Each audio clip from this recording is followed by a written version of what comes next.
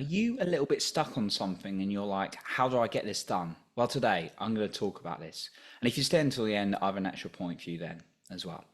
Now, if you want to connect with me further, you can find my links on the show notes below for my social media as well.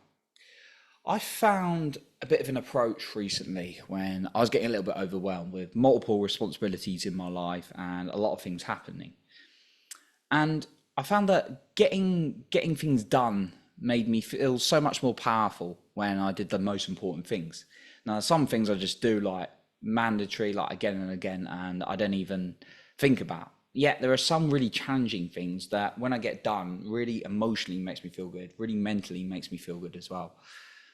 And I want to share them with you. My approach to doing this. I'll try and be short and sweet today on kind of the guidance I'm going to give.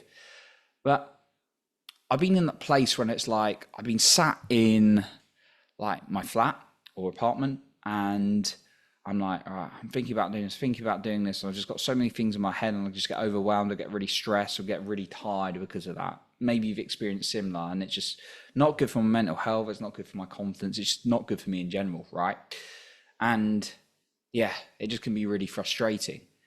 Yeah, obviously there's a number of factors that can go into our emotions. Yet that can be a massive factor, I find, when I just like think about things, right?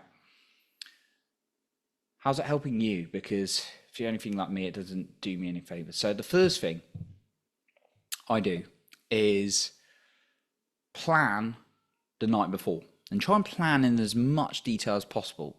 So I'll give you an example. I have like a Google Calendar for the week, and things get moved around a bit. So what I'll do each evening before the next day for mental clarity, so I'll wake up, I know where I'm going to go, is I write down in my planner, I've got 10x Grant Cardone planner, and I write down like what I'm going to do through the day. Now, I don't try and I used to make it too crowded and too rammed, and that usually just stress me out and not make me feel so good.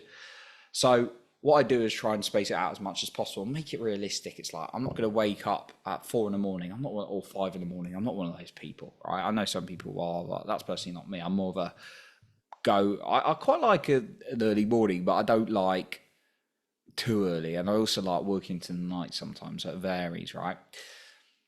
So I like to like map out what I'm doing through the day. It's like, okay, that time I'm doing then, and then I'll try and write it as specific as possible. It's not like word by word, but it's like if I say I'm going to do my sales work like 9 till 12, like I did this morning, I'm going to break down the task and what I've got to do for the task rather than just be like, okay, or else when I get to it, I'll be like, okay, I've got to do my sales manager work.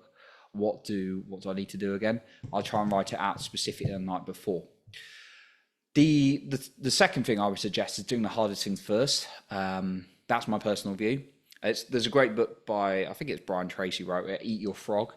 And this is about when you tackle the hardest things first of all, because that gives you momentum, that builds up, right? And again, going back to the first thing, if it's a big hard task, break it down into what you got to do. So it's like bite-sized chunks. And they talk about that on Eat the Frog, I think, as well, when you break it down a little bit. And then the third thing I would suggest is schedule in breaks for your day, because like I said, I've been guilty of being like, I'll do this and this, I'll work for hours and hours on that, and then I'm just like, okay, where's the space? And then just I find myself almost rebelling subconsciously against me, because the inner child in me wants to rebel and wants to have fun. So make sure you schedule breaks as well in there. Now, I've got a final point for you as well, but just before I get onto that, I want to mention that if you want to connect me further on social media, you can find my links in the show notes below. The final thing I will suggest is, as you go through your day, it's a very simple one, very overlooked, super, super effective. Celebrate and have fun. Like when you've done something, go, yes, I'm amazing, I'm wonderful, because that will encourage, and I repeat this a lot on my podcast because I can't over repeat it until you're actually doing it and living it. And it's just super effective for me when I'm like, yes, I celebrate, I do something, I'm like, wham, I've done it, right? I feel fantastic. So the more you can celebrate, the more you want to do more. Like, look at children when they're learning things very, very quickly. That's because they're having fun. There's actually science behind this. They like the stuff they're building up in their brain and all that kind of stuff. I won't go into detail, because they're having fun when they're doing stuff. As adults, we stopped having fun. So Have fun when you do stuff and celebrate as much as possible. Even if it's like a really boring task. If you do the first part of it, yes, amazing, I did it. That's how I find getting stuff done is really effective. The overall thing I would say though is don't set yourself up with too many things, too much like overwhelming things, too many hard tasks in the day, because then it just creates pressure on you and stress, and it just doesn't feel good, right? And it's okay if you get it wrong from time to time. You got to shift things out through your day. Just make sure you got at least one thing that you want to focus on for that day. That's a big thing you want to get done straight first of all.